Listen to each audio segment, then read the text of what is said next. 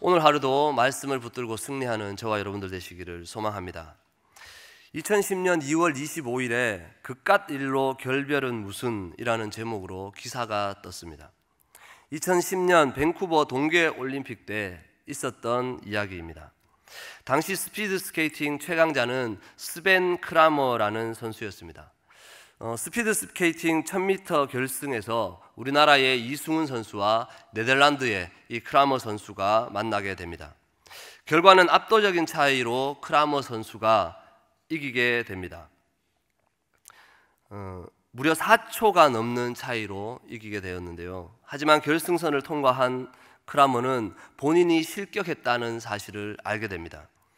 8바퀴를 남겨두고 앞서가던 크라머에게 코치가 아웃코스를 타야 되는데 인코스를 타라고 안내를 했습니다. 잘못 지시를 했기 때문입니다. 크라머는 실격당한 사실을 알고 격분해서 고글을 벗어 던지며 코치에게 불같이 화를 냈습니다. 코치는 인터뷰를 통해서 이렇게 말합니다. 모든 것이 내 책임이다. 내 최악의 순간이다. 세상이 무너지는 것 같다. 코치는 자책과 한탄을 계속해서 했습니다. 그런데 다음 날 놀라운 일이 일어납니다. 절망 속에 하루를 지나고 훈련장에 나타난 크라머는 기자들에게 이렇게 말합니다. 캠케스 코치와 함께해온 지난 몇 년은 너무 좋았다. 그만한 일로 누군가 멀어질 수는 없다. 실제로 크라머는 캠케스 코치와 지난 5년 동안 동고동락하면서 수많은 대회를 나가게 되었습니다. 크라머는 또 이렇게 고백합니다. 캠케스 코치와 다시 대화하는 것은 쉽지 않았다. 하지만 결국 우리는 그 문제에서 빠져나왔다. 지난 밤에 서로를 향해서 용서하고 화해가 이루어졌음을 알 수 있는 훈훈한 기사였습니다. 덕분에 우리나라의 이승훈 선수가 금메달을 따게 되었습니다. 용서와 화해는 보는 이들도 훈훈하게 만듭니다. 그리고 당사자들에게는 더 큰 기쁨이 됩니다. 오늘 설교의 제목은 받기는 쉬우나 하기는 어렵다입니다. 받기는 쉬우나 하기는 어렵다. 이 제목만 들으면 도대체 무슨 얘기인가 라고 생각할 수 있습니다. 하지만 이 제목 앞에 한 단어만 붙이면 이것이 무슨 말인지 알 수 있습니다. 그리고 우리가 읽은 본문을 다 이해하는 것이 됩니다. 오늘 본문에서 예수님은 용서에 대해서 말씀하고 계십니다. 오늘 설교의 제목에 용서를 넣어보면 이렇습니다. 용서, 받기는 쉬우나 하기는 어렵다. 저와 여러분들이 너무나 잘 알고 있는 말씀이지만 너무나 잘 안 되는 말씀이기도 합니다. 오늘 본문의 구성을 보면 베드로가 예수님에게 질문을 합니다. 그리고 예수님께서 답을 하십니다.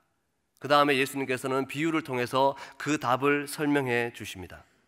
21절을 보면 죄를 범한 사람을 몇 번이나 용서해 줘야 합니까? 라고 베드로가 묻습니다. 그리고 자기가 답을 합니다. 7번까지 할까요? 사실 베드로의 이 자문자답은 사실 파격적인 것이었습니다. 당시 랍비들은 죄 용서의 횟수를 정하고 가르쳤습니다. 3번이었습니다. 3번까지 참으라고 가르쳤습니다. 베드로가 말한 이 7이라는 숫자는 완전수이기도 했지만 유대인의 관념을 초월하는 용서의 횟수였습니다. 하지만 그 역시도 인간적인 기준에서 나온 생각에 불과했습니다. 무슨 말이냐 하면 어느 정도까지는 용서해 주되 그 횟수에 제한을 두고 그 다음에는 정죄해야 한다는 의미가 내포되어져 있다는 말이죠. 베드로의 파격적인 용서의 횟수를 들은 예수님께서는 이렇게 말합니다. 22절 말씀을 함께 보겠습니다. 22절입니다. 시작. 예수께서 이르시되 내게 이르노니 7번뿐 아니라 7번을 70번까지라도 할지니라. 아멘. 형제가 너에게 죄를 범하였을 때 7번은 물론이고 490번까지라도 용서해 주라는 말입니다. 물론 원어적으로 보면 7번을 70번까지라도, 이 말이 해석상으로 490번이 될 수도 있고 77번으로 볼 수도 있습니다. 그런데 이 해석은 하나도 중요하지 않습니다. 이 말은 실제로 몇 번을 용서해 주라는 말이 아니기 때문입니다. 무제한적으로 용서하라는 말입니다. 예수님께서는 인간으로서 불가능한 요구를 하시는 것 같습니다. 그렇지만 이렇게까지 요구하신 이유가 있습니다. 저와 여러분들이 하나님으로부터 그렇게 용서받았기 때문입니다. 저와 여러분들이 지금도 그렇게 용서받고 있기 때문입니다. 믿으십니까? 이러한 용서의 개념은 완전한 용서를 의미하는 것입니다. 예수님께서는 다음의 비유를 통해서 더 명확하게 설명하십니다. 바로 1만 달란트 빚진 자의 비유입니다. 우리가 너무나 잘 아는 비유이지만 우리가 너무나 잘 못 알아듣는 비유이기도 합니다. 주인이 1만 달란트 빚진 종의 빚을 다 탕감해 줍니다. 1만 달란트가 어느 정도인지 여러분들 잘 와닿습니까? 잘 와닿지 않을 겁니다. 당시 1달란트가 6천 데나리온입니다. 6천 데나리온이 1달란트입니다. 그런데 1데나리온은 노동자의 하루 품삯입니다. 하루 일을 하면 1데나리온을 주게 되는 겁니다. 계산하기 좋게 노동자가 1년에 300일을 일한다고 생각해 봅시다. 그러면 1년 동안 300데나리온을 벌게 됩니다. 1달란트가 6천 데나리온이니까 1달란트를 벌려면 20년을 일해야 합니다. 1달란트를 버는데 20년이니까 1만 달란트면 몇 년일까요? 20만 년입니다.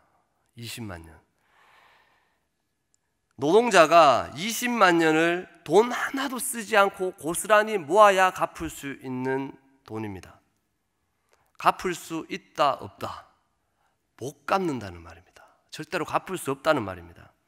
요세푸스 기록에 보면 헤롯이 유대 지역을 다스릴 때 거둬들인 세금이 1년에 600달란트였다고 합니다. 아무튼 이 종이 무슨 담보가 있었길래 1만 달란트나 빌릴 수 있었을까요? 저는 은행에서 몇백만 원도 빌리기 힘든데, 아니면 이 사람이 나라의 살림을 살다가 큰 실수를 해서 이런 빚을 지게 되었는지도 모르겠습니다. 어찌됐건 25절에 보면 분명히 이 종은 돈 갚을 능력이 없습니다. 돈 갚을 능력이 없습니다. 돈을 갚을 능력이 없는 종에게 주인은 명합니다. 그 몸과 아내와 자식들과 모든 소유를 다 팔아서 갚게 하라. 당시 노예 한 명의 몸값이 500에서 2000 데나리온이었다고 합니다. 자신을 비롯해서 자신의 가족을 다 판다고 해도 4인 기준, 4인 가족으로 봤을 때 아이들까지도 최고 금액인 2000 데나리온으로 쳐봅시다. 그래도 8000 데나리온입니다. 겨우 1달란트를 넘는 금액입니다. 이 본문에서 중요한 것은 1만 달란트가 아닙니다. 앞서 죄를 범한 형제를 용서하기를 무제한적으로 하라고 한 것처럼 같은 맥락입니다.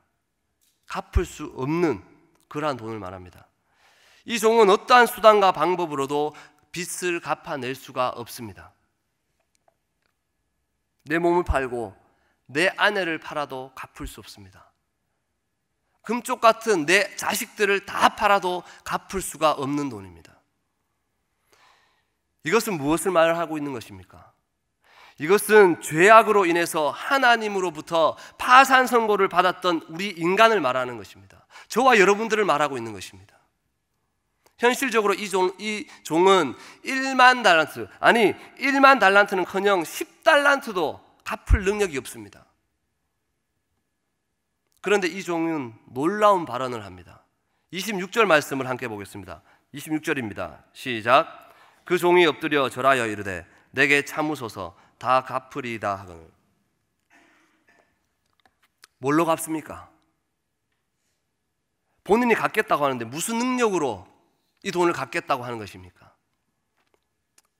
사랑하는 성도 여러분, 내가 가진 모든 능력, 의지, 선을 동원해서 하나님을 만족시키려고 하지만 전혀 불가능합니다. 저와 여러분들이 탕감받을 수 있는 유일한 방법은 주인으로부터 긍휼히 여김을 받는 것입니다. 그것이 유일한 방법입니다. 오늘 1만 달란트를 빚진 종이 그렇게 큰 돈을 탕감받을 수 있는 이유는 주인에게 잘 빌어서가 아닙니다. 진짜로 갚을 능력이 있어서가 아닙니다. 숨겨둔 재산이 있어서가 아닙니다. 오직 주의 은혜입니다. 오직 주의 은혜로 탕감받을 수 있었습니다. 이 탕감은 전적인 주인의 배려였으며 전적인 주인의 사랑으로 인한 것이었습니다. 오늘 하루도 하나님의 전적인 은혜와 사랑이 충만한 저와 여러분들 되시기를 소망합니다. 여기서 설교를 마치면 얼마나 좋겠습니까? 그런데 이제부터 시작입니다. 이 종이 어떻게 하는지 한번 보십시오. 빛을 탕감받은 종이 기쁜 마음으로 집으로 돌아갑니다. 그런데 자신에게 100데나리온 빚진 동료를 만납니다. 멱살을 움켜잡고 돈 갚아내라고 소리칩니다. 빚진 동료가 말하죠. 29절 말씀 함께 보겠습니다. 29절입니다. 시작. 그 동료가 엎드려 간구하여 이르되 나에게 참아주소서 갚으리이다 하되. 여러분 어디서 많이 들어본 말 아닙니까? 이 말은 자기가 주인에게 했던 말 그대로입니다. 참아주십시오. 다 갚겠습니다. 이 동료가 하는 말은 본인이 주인에게 했던 26절의 내용과 완전히 동일한 말씀입니다. 1만 달란트 탕감받은 종이 이 처절한 간구에도 눈도 깜짝하지 않습니다. 더 나아가서 동료를 옥에 가두어 버립니다. 이 무슨 회개망측한 일입니까? 1만 달란트를 탕감받은 지 하루도 지나지 않았습니다. 이를 고스란히 지켜보던 동료들이 몹시 딱하게 여겼다고 합니다. 그리고 주인에게 가서 다 알려줘. 몹시 딱하게 여겼다. 이 말은 극도로 충격을 받았다라는 뜻이 있습니다. 이 종은 결국 다시 주인에게 불려갑니다. 불쌍히 여겨 놓아주었던 종을 다시 만난 주인. 이 주인이 종에게 하는 첫 마디가 악한 종아입니다. 악한 종아. 악한에 해당하는 포네로스는 윤리적으로 비열하고 악독하다는 의미가 있습니다. 하나님께서 베풀어 주신 은혜를 망각하고 살아가는 자, 용서를 베풀어 주지 못하는 비열한 자, 악독한 자. 오늘 35절 말씀 함께 보겠습니다. 35절 시작. 너희가 각각 마음으로부터 형제를 용서하지 아니하면 나의 하늘 아버지께서도 너희에게 이와 같이 하시리라. 아멘. 이 말은 모든 불의를 용납하라는 말이 아닙니다. 비윤리적인 공고가 아닙니다. 용서함에 있어서 인색하지 말고 냉정하라고 말하는 말씀입니다. 냉정하지 말라는 말이죠. 오늘 본문의 비유에서 핵심은 마음으로부터입니다. 마음으로부터. 입으로만 용서하고 속으로 칼을 갈고 있지는 않습니까? 겉으로는 용서한 것처럼 하고 다니면서 뒤에서는 비난의 화살을 쏘아대고 있지는 않습니까? 입으로만 하는 용서는 어려운 일이 아닙니다. 하지만 마음으로 하는 용서는 어렵습니다. 사랑하는 성도 여러분, 나의 의지로 용서하려고 하지 말고 나에게 베풀어 주신 그 은혜를 생각합시다. 저와 여러분들은 일평생 갚을 수 없는 빚을 탕감받았습니다. 나는 절대로 갚을 수 없는 빚을 탕감받은 하나님의 종입니다. 오늘 우리가 본 1만 달란트 빚진 자의 모습을 보십시오. 얼마나 어리석습니까? 얼마나 답답합니까? 얼마나 한심합니까? 얼마나 악독합니까? 얼마나 여러분 속상합니까? 그런데 멀리 있지 않잖아요. 매일 아침 거울에 비춰지는 그 모습 오늘도 안녕하십니까? 나는 하나님으로부터 은혜를 받았다고 하면서 마음으로부터 은혜를 베풀지 않는 사람, 하나님께서는 분노하십니다. 사랑하는 성도 여러분, 용서받은 교회는 용서하는 것으로 정체성을 드러내야 합니다. 용서받은 사람은 용서하는 것으로 그리스도의 향기를 드러내야 합니다. 나의 주변을 돌아보는 시간이 되었으면 좋겠습니다. 이 시간 함께 기도하겠습니다. 과연 내가 머무는 곳에 용서가 있습니까? 용서가 없을 때 여러분 분쟁이 생깁니다. 용서가 없을 때 오해가 생깁니다. 용서가 없을 때 문제가 해결되지 않습니다. 용서가 없을 때 분란이 생깁니다. 용서받기는 쉬워도 용서하기는 어렵습니다. 내가 받은 이 용서를 이웃에게 실천하는 삶을 살게 해 주시옵소서라고 오늘 간구했으면 좋겠습니다. 과연 용서받은 자로서 내가 살아가고 있는지 돌아봤으면 좋겠습니다.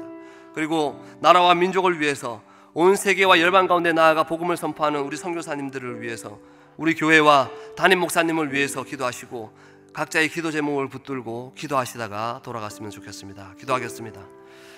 살아계신 아버지 하나님, 주님 은혜를 감사드립니다. 아버지 하나님, 도저히 용서받을 수 없는 이 죄인이 주님 앞에 섰습니다.